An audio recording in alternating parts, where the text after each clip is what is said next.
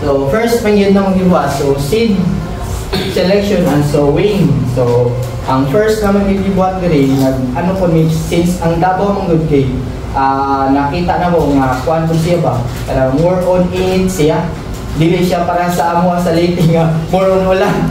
Grabe alos kada adlaw mag-ulan gyud dito gyud. So then ang melon mong good kay kuan siya sensitive na siya sa overflooded gani. Waterlogged kana. So sensitive na siya sa sa tubig. So karon ang Davao ang mga na forecast pud ang panahon ing aron yun siya mag-inulan siya pero dili gid inaon nga ulan. So manang kuan ko na mo gi-trial na mo diri ang melon. So ni-try ko po siya sir. Haom siya. Haom siya yun. Yang bunga niya fruit netting like nani ako lay pakita niya. Ang fruit netting tapos ang iya size dagko. Mura siya na po siya sa greenhouse sulod. Nya ang kuan po na mo gi-select ko na mga seeds. Bali ano na amo gi-try sa una 6 nga variety. Then ang ni-try upat lang. So manang karon upat na lang yun amo gibadayon nga variety. So manang first yun nga seed selection, then ang climate mga awagin yun nga mas okay diri sa Davao kaysa dito po sa Lukban na arang sige yung ulan yun. Manang farm ni Sir Mike dito, ang main branch aning Bukit Amara puro na naka-greenhouse. Yung greenhouse dito sa Datolo, mudaga na unom na. Yung area kay 2.7 hectares na. Yun na niya greenhouse. Nanapoy na po na usap, ito na kay karon pa lang, nag-open na po sila automated na nursery niya or for seedlings kung ito greenhouse. So nalukok na siya greenhouse niya, kita diri, amo diri wala pa. Manaw sige nga Sir Mike, greenhouse po ta sir kay. Yung nani ng good food, nari tendency na ang melon food, dili po siya sir ba? Dili 100% nga yun siya nagya po down gamay ang kuan ang income ba. So manaw po dihan si Sir Mike, total dako man area 30 hectares ni yatag sa Tagiya gud. Gi-open ko, then gi-open pa lang kay 7 ang yatag ko 7 niya ang gi-open lang na mo i-develop is 4 hectares pa lang. So dako pa na yun. So then pong soil type food importante po niya siya. Labi na kanin diri kay nindot siya diri kay rice field hindi ko ni sa una. So that's why ang melon ko diri bungga nindot kayo. So ang melon niya dito kay di kami ni siya sa Thailand, then sa naputay Japanese sa Japan, then sa sa Israel na abot. So wala. Then pagkawan din ang size food. Okay po man ang size, nakita na mo. Then ang pinaka-the best yun na mo sir, ang sweetness. So ang sweetness yun kay ano mo sa sweetness sa Lukban ng good, ang melon lang naman dito, ni-range lang i-habrix, ang sugar content of below 14. Diri kay ni-exceed na siya 14, hapit na mo 20. Oh, gamay lang din kulang, 20 na. So it means is kayo siya yun. Isa, kung kami siya ang i-habrix. Ako pa ipakita later ang mga example lang mga melon nga with na yung mga bricks nila, mga sugar content. So kani po dapat isa kuning nga dapat ay nag-selection na to paano siya sa disease resistance siya. So mana mo ipabilin ka ng mga variety na melon kay mas paano siya sa mga sakit. Mo try po siya sa field, sa open field yun. So labi nasa greenhouse kay yun, mas control niya environment. Mo try mangi siya sa field labi nagka So that's why nagpili na mig pila nga variety nga mo na amo gipadayon karon. Next kani soaking. So ang amo pod style diri kay dili ko ni magsiid tawagan magbisbis gani. Ang amo lang yung style magbisbis kay isok rin na mo ma'am kay dili mi mag-overhead. So dili mi mag-overhead o sprinkler sa mga talong ug mga seedlings na mo kay nang tendency nga og mo iso naray mo dalag sakit sa hangin, manapod maigo sa dahon. Para matingala kasi yung seedlings na gilo, na sakit.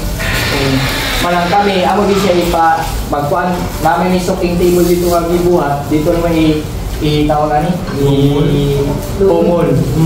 I-humol lang seedling tray. Ibabad lang namo until nga maka-saturate ang tubig sa sa seedlings, sa substrate I mean. So then dapat po kani using of seedling tray. So dapat ano po dapat alam nimo or kabalo ka ug unsa ang seedling tray mo gamiton. Okay, for example, like vegetable, ang imo gamiton na ng seedling tray 1 to 8 holes. So it means dikit siya. While ang melon is dagko iya liso, then ang iya seedlings dagko. That's why dili siya pwede dikit maglugay naman sila sa input. So naintindihan mo maglangki ang mga tanong. So that's why alam ko nimo nga kung unsa din yung seedling tray mo ha gamiton.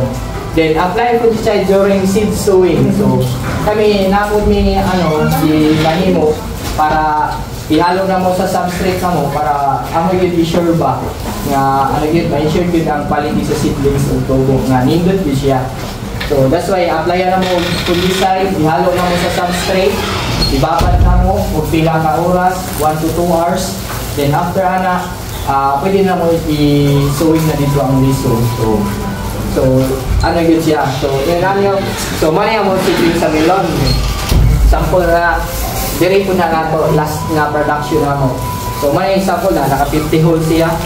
Dili siya naka 1.8 holes. Dagko na siya din lagpat ang dahon. So dapat yun mas komportable ang po sa mga seedling tray nga gamiton. Dili kay gagmay niya dikit tas magilugay na sa sunlight.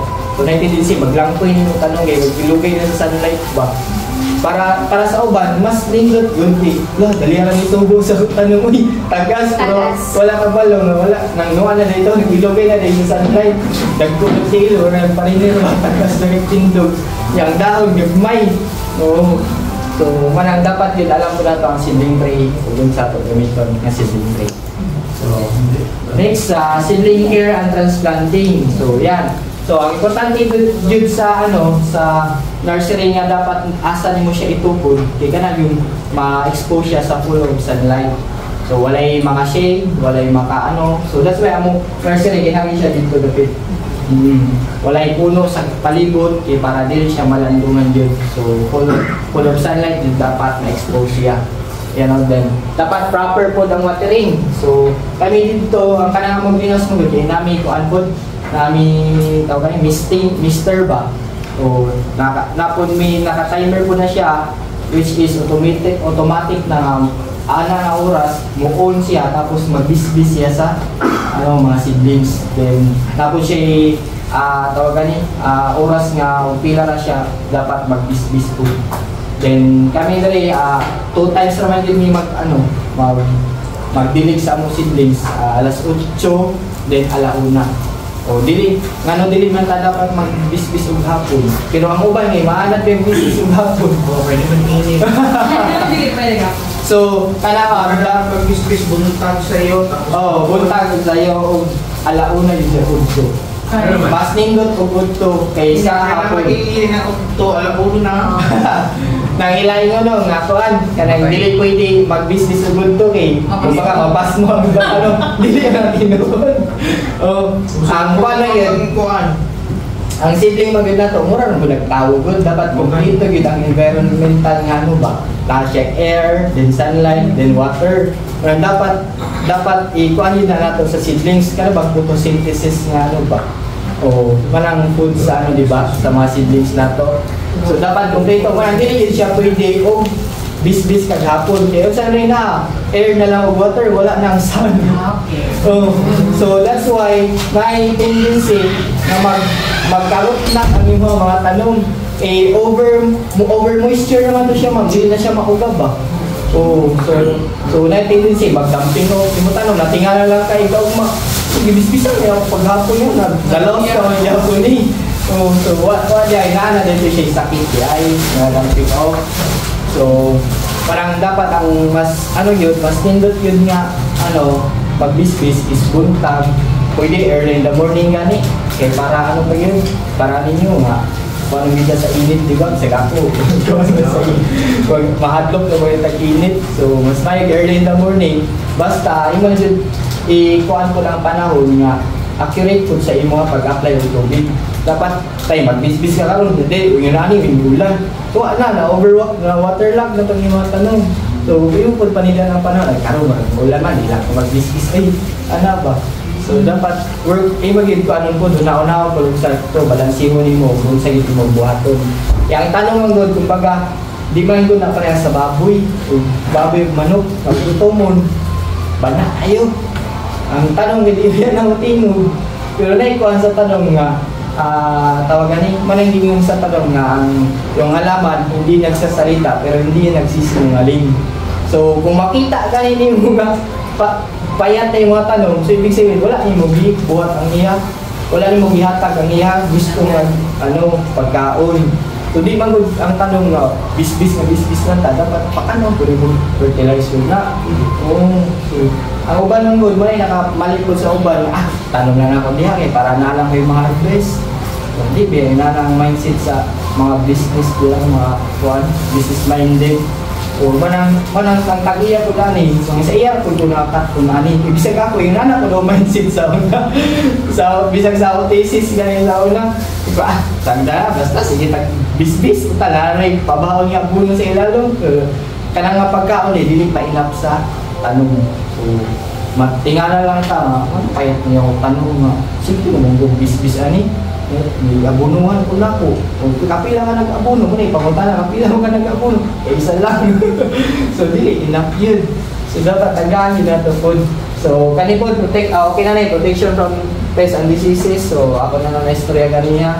Then, once ang seedling kay kami diri, kung iya mo na itanong ang seedling, dili lang po mo relay lang ani nga 2-3 leads labi na kay naka-open field ma'am. So ang amo yun practice 4 to 5 leads gud kami. Para makakuha siya ma'am ba sa maka-try na siya sa field yun mas lahi man gud ang kinabuhi na sunod sa nursery o kinabuhi na sa gawas. Kung amo na itanong nga 2 to 3 leads pa lang, so na-tendency okay gud siya pero ang maintenance nimo ang imong pag-monitor ana dapat halos kada oras na ito ang gatubang simong tanong. Okay, bata pa man gid kaayo. So ang 2 to 3 leaves okay siya pero for greenhouse lang siya. Pero open field gani ay na lang yun dapat imo pa lang napadako-dakuhon gamay para gid dili lang masayang imong seeds ba. Labi na ang melon kay ang seeds sa melon na ang usa ka seeds kay 15 pesos gud. Yung mo talaga 1,000 seeds pila na 15. So mahal kayo lang kami kadiri ang among yung practice sa hand pollination dapat 100% ang formatting dapat uniform yun. Okay, kuha na kayo may anang usa na na-deform agoy. Wala na, lugi ang negosyate. Kung dapat ang mag-hand pollinate dapat na tawag gani careless din ba na mag-careful yung ayo para makuha yun mo desired nga fruit formation niya. Like para kaniyo circle kayo. So kaniya variety mo nga mga variety karon. Mo ning variety nga ang pinakatamis nabot siya 20 happy 20. So karon mo ning kuan sa Landers food gusto nila. Mahal-mahal na siya kay Happy Melon man siya nga variety good. Na siya sa 300. Ang isa 300 kilo. Ang kilo na sir. Sa isang kilo. Ang isa ka prutas pa mo timbang lang mga 2.5. Wanay gusto yun sa tagiya kay usa ka prutas pa lang. Wala sa kwarta. 800. Kwarta na. Walang gusto na gusto niya ni. happy kampal sa dito. Kuya, pinara ka ako ng piso. Ang kanyang daw sir, ang among yun Andre, namin pinakatampis na sakto-sakto lang na po limited tampis. Okay. Sugar? O wala? Asa ma'am? Wala na ma'am. Talagang puro ito. Puro lang ma'am. Tapos kayo? Kung sa'yo mga assessments mga ano? Ang gasol na Tamis. Tamis tayo. Mas tamis sa pagpasayo kayo dito yan. Mamilang ka kayo tanong tani sa likod sa hub. Kato ma'am, pwede ma'am. Tara tayo. So, nang Puro na to. karon galit na kami gusto mag-melon production kay sa prutas pa lang, bawit na mo adlaw yun.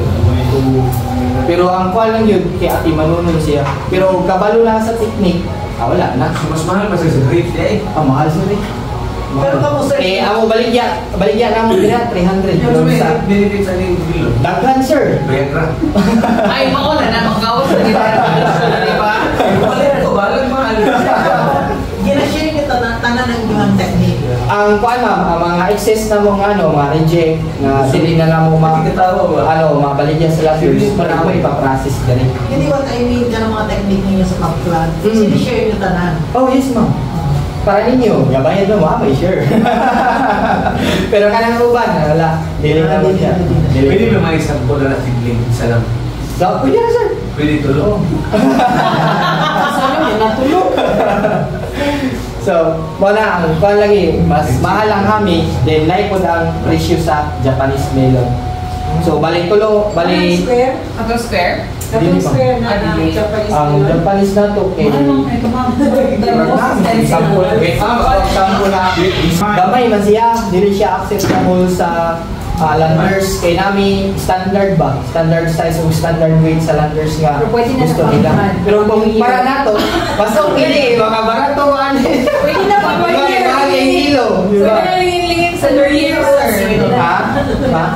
Ang kilo aning Japanese ma'am kay 250. Kani mo yung mahal ang Pero kilo right na, sir, kaya nga. Oh, right na din siya ma'am. Oh. Pero paano may bawaan niya right na siya? So, maabot na ma'am. Pero, Wala sa iyo lang to.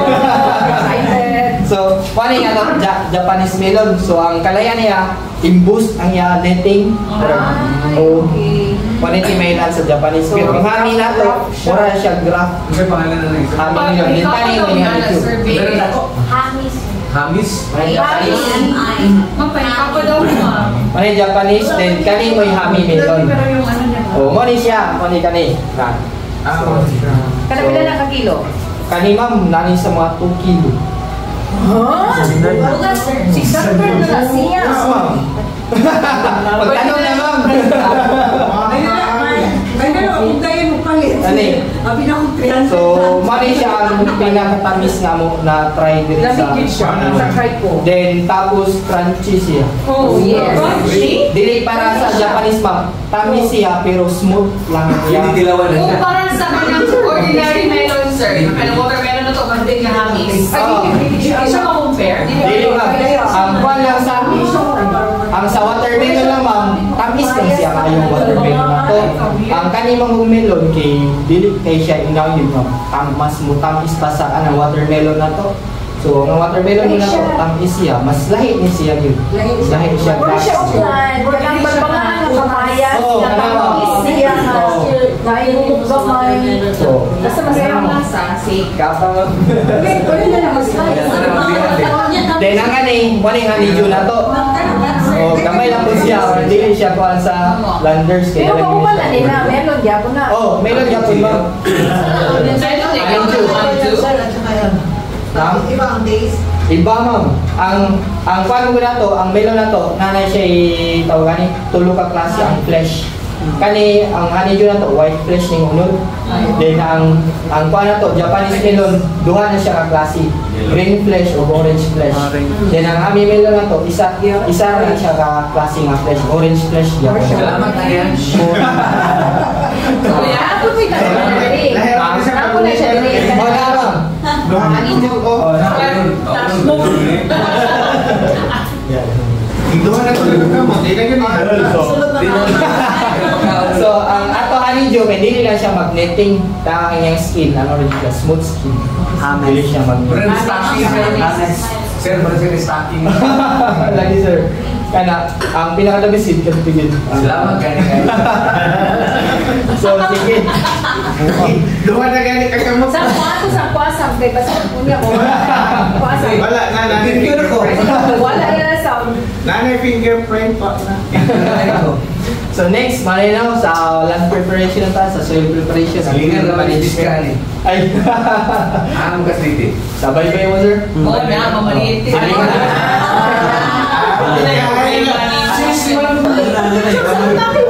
ikaw ha? Alam ko, ito mo plantas mo kubit. Nasa na gan? Wala na sa akin. Nag-ilog. Biro, sure. May dagan. Sige na, yan na. Kanya na, sir. Magsabot ka na. Okay. Salamat po, Dani. So next na, soil preparation. So wala na, ilan prep na nato. Then ang amo practice diri, amo siya i-broadcast sa kung saan may plant. So amo siya pabaonan og buno. Kaya di bigyan may organic diri. Dili lang gimi organic. Sus, kadang-kadang tanuman may organic na ning pila ka itim. Mahal ang organic. Lagi niya, ang itim bigyan na pure na organic, di ba? Kaya ang Feed, bees, ang kuha ng pakaunti, lagi, feeds. Nagagawin sa kuwan doon, pagkagay. Manang wala may nagkuha ng organic. Bigyan ko siya ng lifeboat. Then ang quality sa organic ay slow release niya sa essential nutrients. Yes. Hindi pareha sa inorganic. Amo ang good sir kay drench mo gumi. Tunaw na mga buno, amo in this space. Kung amo lang ni itsa dia, niya mo init pilang adlaw, ano sa para matunaw. Buto na biga. Lagi. Para amo practice dili gyud dapat kabalig mo sa technique kung saan pigit ang pag-abuno niyo. So, sige. So, marita sa amo fertilization. So, ang amo lang ito sir, pwede niyo i-take note kung inside gusto magtanong. Ang amo lang ito 1 liter is equivalent to 1 gram of fertilizer yun na.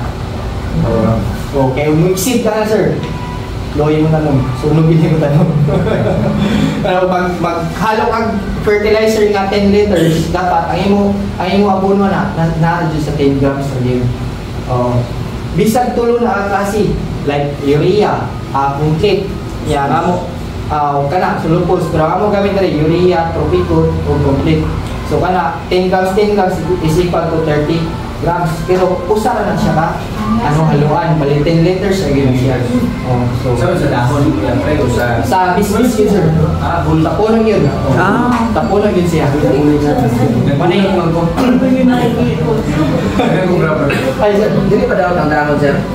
sir, kanagin sir, kung kanang imo i-kuan, i-foliar, kung mag-foliar mga ka, ako i-suggest nimo, ato yung gining, inamin mo rin. Ang ako ay among technique rin, groomer din sir. I mean ba? I mean, pag-dismiss mo, apilon mo dahon. Dili sir, puno kayo sir. Okay. Puno ka na kayo kayo.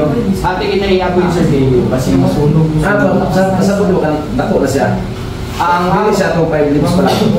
Pwede yan sir, basta pag-transplant niyo, dapat pag-transplant niyo after 5 days, dismiss na ba? So after transplant, dapat inyo limanan, karon di tanong, kaya kami ang din dapat recorded mo na mo tanong yun. So pag-transplant na ako, after 5 days, kung sa amin na ma-apply yung tapuno sir. So 1 to 5 days, 0 to 5 days, dapat tubig na siya. Pero kung sa seedling pa, dapat ang pagsuwing nimo 3 to 5 days, pwede na nimo siya isuk sa abuno. Ito nakatunaw na. No, nakatunaw sir. Pero dapat isuking na ayaw yung dilis. So, or kaya timplada. Wala yung timplada. Wala duration pag soaking. Wala sir. Basta makita nimo nga na desaturate ng tubig sa ilalong, pwede na nimo siya tanggalon. Applicable.